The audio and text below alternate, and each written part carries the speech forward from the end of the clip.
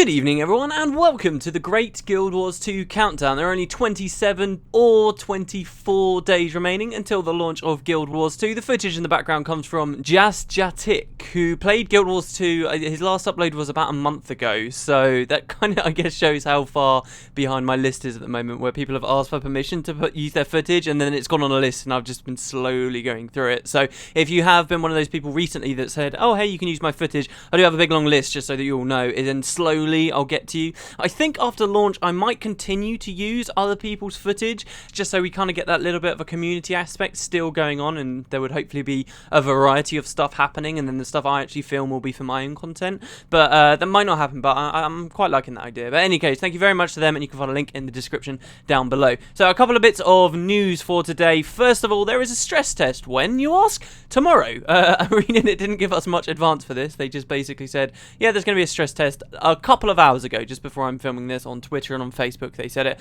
So you will be able to play in a stress test tomorrow. It's launching at 12 o'clock their time. I haven't actually done the time conversions myself. I will be at work, so yeah, for that I won't get to play and I won't be able to get any footage for you. Sorry about that, guys. But yeah, it is going on, so if you're not at work or you're not at school or whatever, I suppose it's the summer holidays for some people, you can play in this final stress test, as it might be. There could be another one, I suppose, right near the launch of the game, but now that we're in the kind of under a month territory, we really are getting kind of close, and I wouldn't expect them to do anything else. A lot of us did predict that there could be another stress test, and hey, congratulations, you guys were right. It is true, and it will be lasting for 4 hours. Yes, you'll be able to play it as the same characters you were on Beta Weekend Event 3. They haven't been wiped yet, but when the launch of the game comes, yes, they will be wiped. So you get to pick up whatever character you made in the last Beta Weekend event, but not whatever character you had from the previous one. So if for whatever reason you missed Beta Weekend Event 3, that means you now get 4 hours to make a new character and do whatever those last minute things are that you might like. So yeah, it should be pretty cool. Also, yesterday the Guild Wars 2 website actually updated, so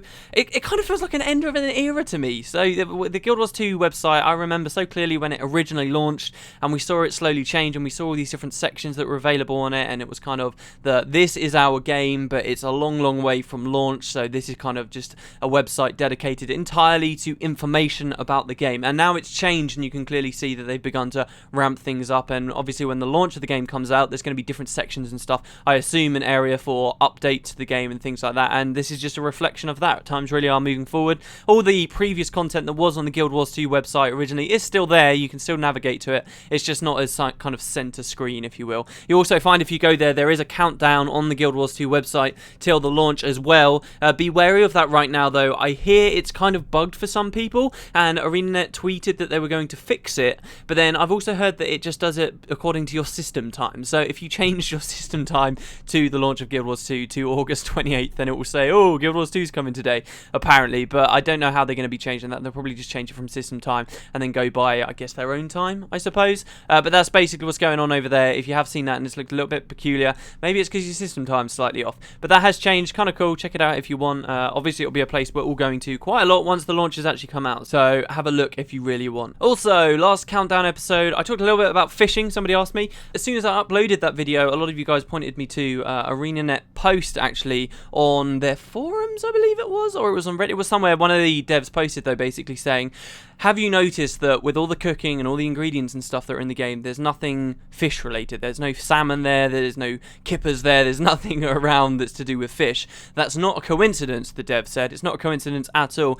They've deliberately left all that stuff out so they have the scope to expand into that later on, because fishing is something they like the idea of. It's just not something that made it into the game at launch. Now, that isn't necessarily 100% confirmation, but it does show that they are kind of future-proofing themselves, because they like the idea of a fishing feature, and they want to leave that as an open door. They don't want to then have to reshuffle around all the crafting stuff that's already in the game, which is quite cool. And it makes me wonder as well about other gaps that we're seeing out there in the game right now that will potentially be filled in. I mean, the devs have probably done the same kind of thing in a lot of different areas of the game, so it's interesting to speculate on that kind of thing. So in any case, just as a continuation of what my answer was yesterday, it is more likely, I'd say, especially in combination combination with this dev post, then it is unlikely. So take that however you will. Lastly, also, somebody's managed to find a map of Sorrow's Furnace. This is just something I personally found very interesting, and if you guys played Guild Wars 1, you probably will find it interesting as well. So Sorrow's Furnace was the name of... Wait, was that the name of the update in general? I suppose it was. When Guild Wars 1 first came out, Prophecies first came out, honestly, there weren't many quests. There wasn't too much to do there, particularly for endgame. There are only really 2 areas that you would go to, and ArenaNet quite quickly, for free, released a new update that served as like an expansion to the in-game world, and it added this whole other region in the southern Shiver Peaks, complete with an entirely new type of weapon that was now in the game, these green weapons, and essentially one of the first end-game dungeons that Guild Wars 1, the whole Guild Wars franchise, ever really experienced, and that was Sorrow's Furnace. It was this cool place with a bit of a storyline to do with the dwarves. In fact, one of the storylines that was revealed there was very, very integral to the story of Eye of the North, Primordus, and Guild Wars 2 as well. The dwarves are now out of the picture a bit more for Guild Wars 2, but they did know a lot about the Elder Dragons, and we'll be learning about the Elder Dragons, I suppose, through them in some capacity in Guild Wars 2. And actually, in the Sorrow's Furnace update, they talked about this book called the Tome of Rubicon, which had all this information about the Great Destroyer, which was Primordus' champion 250 years ago. It was really, really quite cool that this is now actually still significant for the second game, and it is returning as a dungeon in Guild Wars 2. If you've seen the Gamescom demo they did in 2011, was that 2011? Jesus, yeah, so they did a trailer in 2011 where you actually got to see the Iron Forgeman, which was kind of the big boss at the end of Sorrow's Furnace. You got to see that in the trailer. We know it's a dungeon in Guild Wars 2, and now the map of it has been revealed, and you can kind of see it. Some people have found it. It looks really good. It looks very similar to the Guild Wars 1 map, which is pretty awesome, actually, if you ask me, because I look at it and I get a little bit nostalgic. I'm like, oh, I wonder how this area's changed. I wonder how this area's changed. So pretty cool. You can find a link in the description to that if you really want, but like I say, probably won't be too interesting to most people because it is just a fairly small image. Anyway, moving on to the questions. The first question comes from Nickelodeon24. I see what you did with your name there. A quick question just popped into my head. Do all Sylvari have similar dreams? The player gets some heroic prophecy, but are there Sylvari that dream about raising fernhounds, or cooking, or blacksmithing, or something completely mundane like that? What are you talking about with a prophecy here? Has this just gone over my head? I've never heard that humans are prophesized to do anything in Guild Wars 2. They were prophesized to do stuff in Guild Wars 1, very much, but Guild Wars 2, I haven't really heard it. Maybe that's just one specific personal storyline. But as you're talking about the dream of the Sylvari here, I guess you're talking about the Wild Hunt. Some of you probably don't know what this is. The Sylvari, when you start a Sylvari character, you're actually in this place called the Dream, which is like a collective consciousness that Sylvari exist within before they are birthed into the world of Tyria. Once they are in Tyria, they no longer have direct access to this dream outside of a faint empathy or connection to other Sylvari around them. And also, as a Sylvari travels through life and travels through Tyria, powerful moments in their life that are very emotional or impactful in some way, will somehow be telepathically transmitted from that Sylvari and things that Sylvari has learnt into the Pale Tree and then back into the Dream. But that's only a one-way street. Once you're out in the world of Tyria, the Sylvari never gets to see the Dream again. It's kind of like a pre-birth thing, right? And the analogy I believe the lore writers usually use is that when a Sylvari is developing within the Dream, think of the Dream as like this huge, great well of information, right? And each Sylvari that is born into Tyria takes a general understanding of everything that's within that well of information, but they take like a specific cup of water with them. So each Sylvari comes out with a unique taking or perspective from within the Dream. So we've been talking about the Nightmare Court quite a lot recently. Their goal is to give so many Sylvari impactful negative feelings that this begins to fill up the Dream, and then new Sylvari that come out negative and hate-filled, and that's their idea. That's how they're trying to break away from the Ventari tablet. So one main thing that comes out of this as well, this idea that Sylvari have a unique thing they kind of take from the Dream, I suppose, is this concept of the Wild Hunt. This doesn't affect every single Sylvari, but it does affect some of them. And this is, once the Sylvari is born into the world, because of whatever it's experienced or taken from the Dream, it has some like telepathic or very powerful compulsion to complete a certain task on Tyria. Now this task, it could be anything. Usually it's to do with fighting back Zhaitan's minions. There might be an area on Tyria that is under particular danger from Zhaitan. It's under a particular threat, and the Sylvari will feel this compulsion, this wild hunt, to go and fight the minions there, to go and protect people or to do some mission. It's not necessarily always to do with Zhaitan's minions, and I get the impression it is very much possible, I suppose, goes for what you're asking to happen. That they might have a wild hunt where they're not doing anything super heroic. Maybe, you know, it would be a bit funny for them to just be doing something really kind of minor, like cooking. Is their wild hunt to just be a great cook? Could happen, I suppose. I guess most of the Sylvari we'll find on wild hunts are Sylvari that are actually fighting the minions, though, or have some purpose. I believe there was one in the Brisbane Wildlands, actually. I think even one of the Renown Quest people was actually on her wild hunt, and you were kind of helping her complete that by fighting stuff in the area. I believe I'm only hearing that second hand, though. But yeah, so that's the wild hunt. I suppose it is very much possible. Something about the humans with a prophecy, though, I'm not sure what you're talking about there. I don't think that actually happens. Waku1845 says, "Where's Glint's baby?" I don't know, Waku, but I wish people didn't forget about the baby because it is super important and cool. I've actually mentioned this on Daily a long time ago, but I love it when people talk about this because I feel like people forget quite quickly. Glint, the champion of Kralkatorrik. Spoiler, by the way, for this question. Skip ahead exactly a minute. Don't worry, I'm not going to be talking about this for very long. In the Edge of Destiny, Glint, the champion of Kralkatorrik and your ally in Guild Wars 1, is slain. She dies. And it kind of paints the picture that she's now out of the story, but what people tend to forget is that in Eye of the North, we actually defended one of her young. She actually produced offspring. However she did that, we don't know, but she has a baby dragon too, which could end up just like Glint. It could be evil, like Kralkatorrik and his other champions, like the Shatter and so forth, or it could be good. Who knows? Who knows how much impact Glint managed to have on that thing before they parted ways. But it is very cool, and I'm sure when we get to the expansion to do with Kralkatorrik, there'll be something to do with this baby. There's got to be, because it's not going to be a baby anymore. Well, it might still be. It depends how long dragons take to grow, but this thing is going to be significant somehow. Do not forget about it. Especially consider this, that they only released this story and introduced this plot of Glint's baby in Eye of the North when they knew what was going on with Guild Wars 2 and where they wanted to take the direction of the franchise. So they've got some plan. What it is, who knows? But don't forget about the baby, because no one ever talks about the baby. If I could have an interview with like the writers, I'd probably ask something about that. I reckon I'd get the same response, "Oh, we're not ready to talk about that yet," but still I would want to ask. The next question is from Eda Demon, who says, "Hey WP, something very interesting came up on Guru today. I quote, is it possible that Abaddon was corrupted by the Elder Dragons to give more magic to the races of Tyria so that the Elder Dragons can feast on this magic when they awaken? What do you think?" Well, we talked about this a little bit the other day, this kind of idea that now that we kind of know that magic could be a finite resource and he gave them magic and stuff. The thing that I don't really like about this prospect and Abaddon's motivations here is something that ties into what people were talking about a long time ago. I remember some of these really early pieces of speculation, like when the first trailer came out and we kind of got the feel, right, we're going to be fighting Zhaitan, and we knew that Zhaitan was under ore.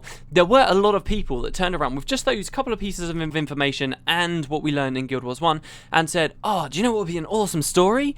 We know that Abaddon was in ore, right? And now we know that Zhaitan was always asleep under ore. Well, what if Zhaitan corrupted Abaddon, and then Abaddon was the one that corrupted the Vizier and the Lich, and it's like we can trace everything in Guild Wars 1 to the Elder Dragons. Wouldn't that be awesome?"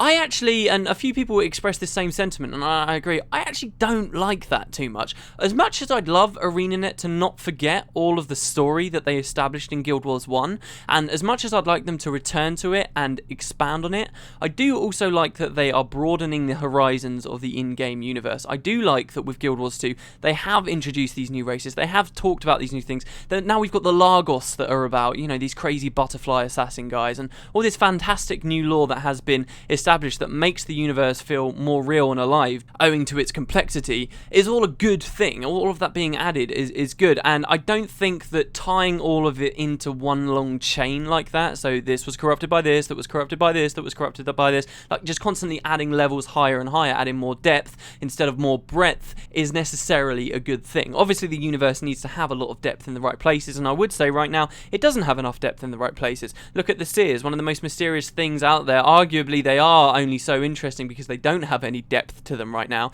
but there are these really cool, awesome things about the universe that the developers and the lore writers just don't seem to be wanting to go back to at all at the moment. I would say there is quite a lot of that going on, but this is one area that I think we already know a lot about the story with Abaddon. It's a fantastic story, and it was closed. It's had its conclusion. It's finished now, and I like that. I like that it was this proper story that we got to experience the whole way through. It is a facet of the universe universe, and now it's kind of done in a weird way. We might have references to it later on, and we might see stuff continuing to be feeding off of this story that occurred 250 years ago. But don't tie it all in. Don't make it all about the same thing. Don't make it so that when we're playing Guild Wars 1, we're now talking about Zhaitan again, because I don't think that was A, originally what they planned, so it would feel like a bit of a cop-out, and B, that it necessarily makes the universe feel like it's got much going on with it, because you just always tie it back into that one thing. That's just my opinion, though. I know that the developers do want to add a lot of breadth to the world themselves, and as I say, I think a little bit too much. They have once before said that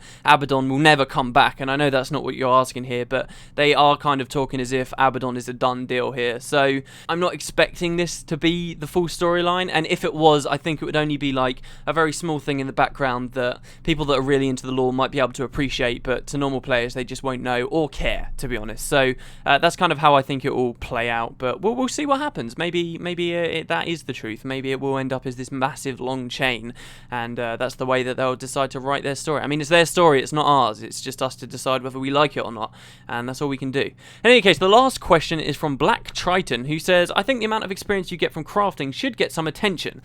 10 levels per one mastered craft. I would like to know what you think on a particularly hot related subject, since you can get to max level by crafting, because there's 8 disciplines and you get to level 80 for that, and because you can exchange gems for gold and gold for crafting material, one could potentially get max level just by putting enough money in the game, thus making it pay to win. I find this very idea ridiculous for many obvious reasons, but still would like your opinion on the subject. I kind of come to this question, I avoid a lot of the pay to win arguments, because first of all, I find them so damn complicated that it irritates me when the conversation has come up, because anyone can spin any angle they want on it, really, and I'm certainly not in a position to make a compelling argument either way. I hold my hands up, I don't think I am. But one thing I think a lot of people always miss out on is you can do this, right? You can, exactly the scenario you just said, you can do this, and you can find lots of different scenarios like this. People have been talking about the same thing with guild influence and being able to buy certain things, and how you can cross all these currencies in the game over to get this or this directly from real world money. But when people address these things, I think there's one thing we always forget. You can theory craft this and make this out, but we have no idea how the conversion rates factor into all of this. First of all, you've obviously got to buy the gems, then you've got to get the gems into the gold, and then you've got to get the gold to the materials you want, and then you need that in vast quantities if you want it to have any impact at all on the way you've been playing the game. I think 9 times out of 10, even more than that, I think 999 times out of 1,000, it's not going to be worth it. It's going to be way too difficult to actually pull off. You see people going off on rants about not just this game, but any game where there is this possibility, this very narrow window for pay to win to exist, and it doesn't actually mean anything in the long run because it's so difficult to do. I think that it's got such a massive stigma against it, pay to win now, that people just look for it in the tiniest little places, despite the fact it has no relevance on the gameplay. There was a fantastic example with Guild Wars 1 very recently, where they added a brilliant update to the game where they allowed us to have something called mercenary heroes, and this was a fantastic system that a lot of us wanted for a really long time, which would allow you to take other characters on your account, the actual characters on your account, things you've created and played through yourself to level 20 and completed content on, and you could turn those into heroes for your other characters, so you could get allied NPCs that were your other characters with you in game. It was a really cool update. It didn't actually mean very much at all for the gameplay, but it had one significant thing, and that was it meant people who bought these mercenary heroes, which were only available with real world money, could now have specific combinations of professions in their teams that other people couldn't have. And there was a backlash about that, and I don't understand why, because there was this stupid backlash about it, but then very quickly afterwards people realised, oh, it doesn't matter if that guy can have a 7th Mesmer hero on his team, because I can get by just fine with my own heroes. From that moment on, people just shut up about it, and they realised as soon as the update hit that there was no point talking about it because it was an utterly ridiculous concept. It's easy to complain and worry, I suppose. I hate using that word, I always use it, but it's always easy to complain that there's going to be some problem before the update or the game itself launches. But once it comes out, people tend to have a very different tune. So if you want my opinion opinion on this in particular, I don't think it's going to be viable.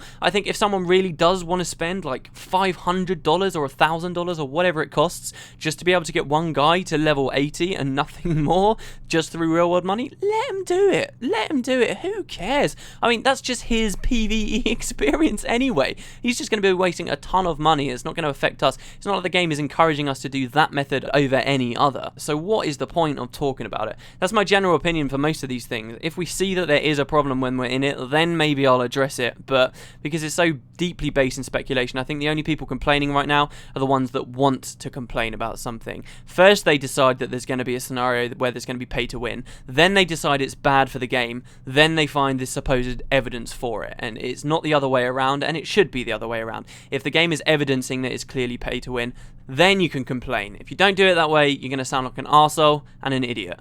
There you go, guys. That is the Great Guild Wars 2 countdown for today. Thank you very much for watching. Thanks for all the suggestions on what I could do for the last few days as well. They were really good. So hopefully we'll see some better stuff coming up. Have fun in the stress test tomorrow, guys. I'll try and keep up with whatever news comes from it to talk to you about it tomorrow evening. But as I say, I can't play it myself, so we'll just see what happens. Thanks again. I'll see you next time.